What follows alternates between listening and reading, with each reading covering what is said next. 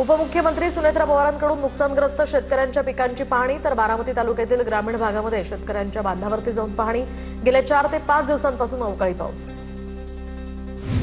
नुकसानग्रस्त शेतकऱ्यांच्या पाठीशी सरकार उभं, मंत्री चंद्रकांत पाटलांचं वक्तव्य। 2014 पासून सरकारनं नुकसान भरपाई 32,000 कोटी दिली, आताही झालेल्या नुकसानीची सरकार भरपाई देईल, चंद्रकांत पाटलांचं आश्वासन।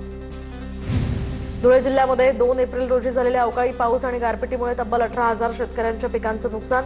साक्री, शिंदखेडा, शिरपूर, धुळे तालुक्यातील 234 गावातील शेतकऱ्यांना नुकसानाचा हा फटका।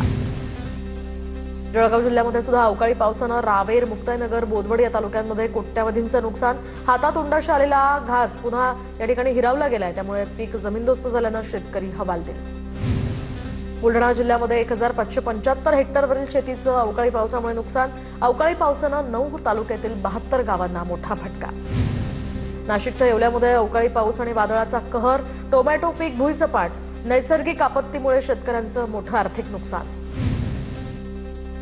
नाशिकच्या निफाडमध्ये अवकाळी पावसामुळे द्राक्ष, डाळिंब या पिकांचं मोठं नुकसान। शेतकऱ्यांच्या हातातोंडाशी आलेला घास हिरावला। नुकसान भरपाईच्या मागणीसाठी आता मुख्यमंत्री आणि उपमुख्यमंत्र्यांना भेटणार शिंदेच्या शिवसेनेचे कुणाल दराडे यांची ही प्रतिक्रिया। वाशिम जिल्ह्यामध्ये अवकाळी पावसामुळे शेती पिकांचं मोठं नुकसान तर नैसर्गिक आपत्तीमुळे 530 हेक्टर क्षेत्र बाधित। ज्वारी, गहू, हरभरा आणि आंबा बागांना याचा मोठा फटका। तात्काळ पंचनामे करून नुकसान भरपाई देण्याची शेतकऱ्यांची मागणी। जळगावमध्ये दोनगाव शिवारात अवकाळीमुळे केळी बागांचं नुकसान तर 5,000 केळीच्या झाडांपैकी 1200 झाडं जमीनदोस्त। शेतकऱ्यांचं मोठं आर्थिक नुकसान। भंडाऱ्याच्या शेतशिवारामध्ये शेत साहित्य चोरणारी टोळी सक्रिय। शेतकऱ्यांमध्ये भीतीचं वातावरण। एकाच रात्री 4 शेतकऱ्यांचे सौर कृषी पंपांचे केबल लंपास। ऐन उन्हाळी पिकाच्या वेळी चोरी वाढल्यामुळे शेतकऱ्यांची चिंता वाढली आहे। पुण्याच्या भोर तालुक्यामध्ये झालेल्या अवकाळी पावसाचा वीटभट्टी व्यावसायिकांना फटका। कच्च्या वीटभट्ट्या या ठिकाणी विटा भिजून विटांचा चिखल झालाय अक्षरशः, तर काही विटा तुटल्या। शासनाकडून आता नुकसान भरपाईची मागणी। जळगावात गॅस एजन्सी धारकांना घरपोच सिलेंडर देणं बंधनकारक। जिल्हा पुरवठा विभागाचे हे आदेश, तर एजन्सी आणि गोडाऊनमधून सिलेंडर दिले तर थेट कारवाई करण्याचा इशारा। जळगावच्या भुसावळमध्ये गॅस टंचाईमुळे ग्रामीण भागात महिलांची चुलीसाठी लाकडं जमा करण्यासाठी धडपड। ग्रामीण भागामध्ये महिला भर उन्हात चुलीसाठी लाकडं जमा करताना दिसतायत। छत्रपती संभाजीनगरमध्ये ऑटो एलपीजी गॅससाठी लागलेल्या रांगा ओसरल्याचं चित्र, तर अनेक पेट्रोल पंपांवर एलपीजी गॅस सुविधा उपलब्ध नसल्यानं काही ठिकाणी या सुविधा उपलब्ध झाल्या, त्यामुळे गर्दी ओसरली आहे। तर मुंबईवरून 18 टन एलपीजी गॅस आल्यानं पंपावरील गर्दीचं चित्र बदललंय। नागपुरात एलपीजी पंप बंदचा आजचा 15वा दिवस। पुरवठा सुरळीत नसल्यामुळे 15 दिवसांपासून नागपुरातील एलपीजी पंप बंद। शहरातील सर्व 20 एलपीजी पंप बंद असल्याची माहिती, त्यामुळे शहरातील ऑटो चालकांना याचा मोठा फटका। अमेरिका इराण युद्धाचा अंडे उत्पादक व्यवसायाला फटका। युद्धामुळे कोंबड्यांचं खाद्य आणि मेडिसिन्स याचे भाव प्रचंड वाढले। उत्पादन खर्चात वाढ झालेली असताना दुसरीकडे मात्र अंड्यांचे दर गडगडले। परिस्थिती लवकरच नियंत्रणात न आल्यास अनेकांना व्यवसाय बंद करण्याची वेळ। आखाती देशामध्ये सुरू असलेल्या युद्धामुळे टायरच्या किमतीत वाढ, तर टायरच्या किमतींमध्ये एकूण 4 ते 5% वाढ झाल्याची माहिती। तसंच टायरचा माल वेळेत उपलब्ध होत नसल्याचा व्यापाऱ्यांचा आरोप। नंदुरबारमध्ये युद्धजन्य परिस्थितीमुळे केळीची निर्यात बंद। जिल्ह्यातील केळी उत्पादक शेतकरी अडचणीत। युद्धामुळे व्यापारीही केळी खरेदी करत नसल्यानं केळीला भावही मिळेना। आखाती देशातील युद्धाचा कांदा निर्यातीला मोठा फटका। गेल्या मार्चच्या तुलनेत या मार्च महिन्यामध्ये 45% कांद्याची निर्यात घटली, तर दर घसरल्यामुळे बळीराजाच्या चिंतेत वाढ। गडचिरोलीमध्ये पाण्याचा प्रश्न गंभीर। आदिवासी नागरिकांची पाण्यासाठी वणवण। गावातील 20 विहिरी आणि 40 बोरवेल कोरड्या, तर जिल्हा प्रशासनाच्या योजना कागदावरच। वाशिमच्या रिसोडमधील दापुरी खुर्द या गावामध्ये पिण्याच्या पाण्याची टंचाई, तर पाणी पुरवठा होत नसल्यामुळे पाण्याच्या टाकीचं काम ठप्प। लांबून पाणी आणावं लागत असल्यामुळे नागरिकांकडून संताप व्यक्त। जालन्याच्या बदनापूर तालुक्यातील कंडारी खुर्द या गावामध्ये पाणी टंचाईच्या झळा, तर हंडाभर पाण्यासाठी महिलांची वणवण। महिलांची टँकर सुरू करण्याचीही मागणी। नंदुरबारमध्ये तापमानाचा पारा वाढल्यामुळे जनजीवन विस्कळीत। थंड पेय आणि बर्फाच्या पदार्थांची मागणी वाढली आहे। जिल्ह्यामध्ये 18 ठिकाणी विशेष उष्माघात कक्ष कार्यान्वित, तर पुढील आठवड्यामध्ये उष्णतेची तीव्रता आणखी वाढणार असल्याचाही इशारा। गोंदियामध्ये वादळासह पावसाची शक्यता। सलग 4 दिवस येलो अलर्ट। ढगाळ वातावरणामुळे तापमानात काहीशी घट। नागरिकांना उन्हाच्या चटक्यांपासून सुटका मिळाली, मात्र वादळ आणि पावसाच्या पार्श्वभूमीवर नागरिकांना सतर्कतेचा इशाराही देण्यात आला। तुळजाभवानी मंदिरामध्ये चैत्र यात्रेनिमित्त भाविकांची प्रचंड गर्दी. भाविकांची गैरसोय होऊ नये म्हणून मंदिर प्रशासनाकडून चोख व्यवस्था. धुळ्याच्या शिंदखेडा ग्रामपंचायतीच्या हद्दीमध्ये 1 कोटी रुपये खर्चून नमो उद्यानाची निर्मिती. पालकमंत्री जयकुमार रावल यांच्या हस्ते या उद्यानाचं भूमिपूजन. नागपूरच्या रामपुरी ग्रामपंचायतीमध्ये मजुरांच्या नावे बनावट हजेरी लावून बोगस बिलं तयार करून 90,000 रुपयांचा अपहार. ग्रामपंचायतीमध्ये जनरल फंडातनं विविध कामांची नोंद, मात्र प्रत्यक्षात कामं झालीच नसल्याचं समोर. रायगड जिल्ह्यातील महाड तालुक्यातल्या वाकी बुद्रुकमधील शाळा बंद, तर 50 वर्षांची परंपरा असलेली श्री गुरुदत्त माध्यमिक विद्यालय ही शाळा शासनाकडून अचानक बंद.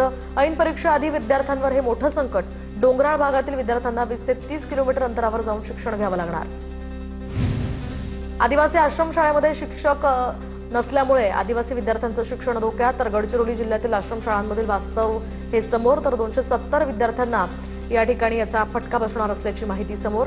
तर फक्त 6च शिक्षक त्यांना शिक्षणाचे धडे देत आहेत. छत्रपती संभाजीनगर आणि जळगाव सीमेलगत असलेल्या कंकराळा या शिवारामध्ये 4 चाकी वाहन विहिरीत पडल्याची माहिती. विहिरीत मोठ्या प्रमाणात पाणी असल्यामुळे कार पाण्यात बुडाली. घटनेची माहिती मिळताच ग्रामस्थांनी घटनास्थळी धाव घेतली. नाशिकच्या इगतपुरी तालुक्यातील कुरे गावामध्ये वस्तीवर पाणी टंचाई, तर पाण्यासाठी महिलांची पायपीट. डोंगर टेकड्या पार करून चक्क पाणी आणावं लागतंय.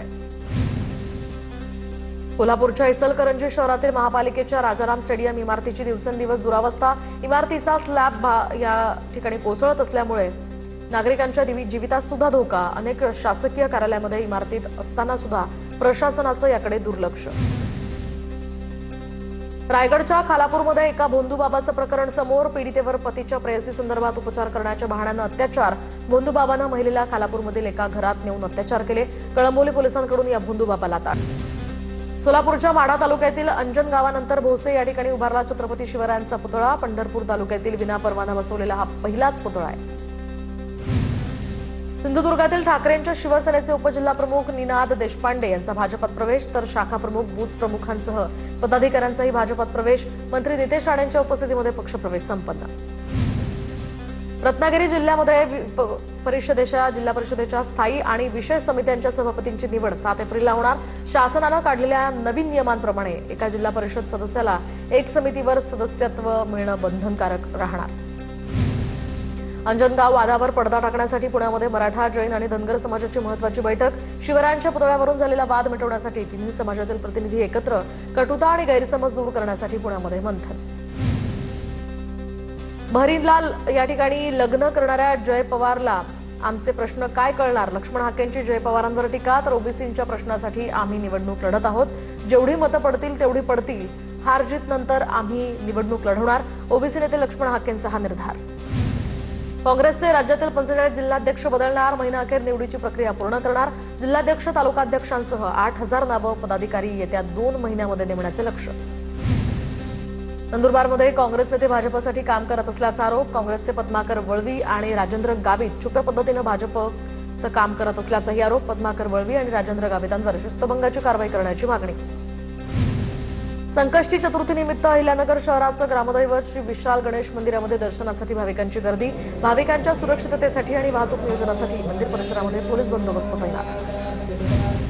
सांगलीच्या कृष्णा नदीमध्ये अखिल भारतीय कनोईंग आणि कयांकिंग ह्या स्पर्धांना आजपासून सुरुवात. उच्च आणि तंत्र शिक्षण मंत्री चंद्रकांत पाटील यांच्या हस्ते उद्घाटन. 40 विद्यापीठांमधील 685 खेळाडूंचा या स्पर्धेमध्ये सहभाग. नाशिकच्या नांदगावमध्ये कुस्त्यांची विराट दंगल. तर संग्राम गिडगे ठरला नांदगाव केसरी. तर आमदार सुहास कांदे यांनी स्वतः या आखाड्यामध्ये उतरत कुस्त्या लढवल्या. सोलापूरच्या करमाळ्यातील वाशिंबेमध्ये भैरवनाथ महाराज यात्रा मोठ्या उत्साहात संपन्न. भैरवनाथ महाराजांच्या मूर्तीला अभिषेक आणि महापूजा करत या ठिकाणी यात्रा उत्साहात संपन्न. भैरवनाथांच्या नावानं चांगभलं याच्या जयघोषानं मंदिर परिसर दुमदुमला.